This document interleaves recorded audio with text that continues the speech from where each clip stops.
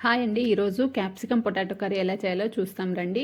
ఒక బౌల్ తీసుకొని అందులో ఆయిల్ వేసి స్టవ్ మీద పెట్టి అందులో జీలకర్ర, ఆవాలు, పోపు దినుసులు వేసి అది కొంచెం ఫ్రై అయ్యాక అందులోకి మనము స్మాల్ పీసెస్‌లా కట్ చేసుకున్న ఆనియన్స్ వేసి అది కొంచెం బాగా ఫ్రై అయిన తర్వాత అందులోకి కొంచెము జింజర్ గార్లిక్ పేస్ట్ వేసి బాగా ఫ్రై చేసుకోండి. జింజర్ గార్లిక్ పేస్ట్ యొక్క రా స్మెల్ పోయే వరకు మంచిగా ఫ్రై చేసుకోండి. అందులోకే తగినంత సాల్టు ಮತ್ತೆ క్యాప్సికమ్ ముక్కలు కొంచెం పెద్ద పెద్దగా కట్ చేసుకున్న క్యాప్సికమ్ ముక్కలు వేసి బాగా ఫ్రై చేయండి. క్యాప్సికమ్ ముక్కలు కొంచెం రా స్మెల్ వస్తాయి.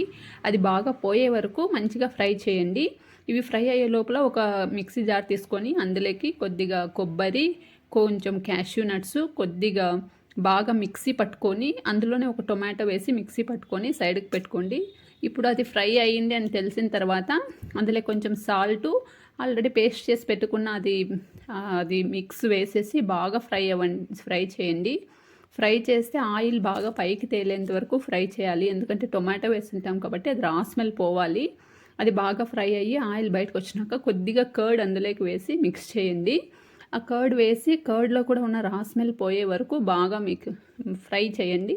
తర్వాత ఆల్రెడీ బాయిల్ చేసి పెట్టుకున్న పొటాటోస్ స్మాల్ పీసెస్గా కట్ చేసుకొని ఇందులో వేయండి. లేదంటే కనుక రా పొటాటోసే వేసేసి అది బాయిల్ అయ్యేంత వరకు పెట్టేసి ఆయిల్ బయటకు వచ్చేంత వరకు ఆయిల్ పైన తేలే వరకు బాగా ఉడికించండి. దాన్ని ఉడికించిన తర్వాత మీకు సరిపడా వాటర్ పోసుకొని సాల్ట్ టేస్ట్ చూసుకొని తర్వాత దించేసుకోవడమే.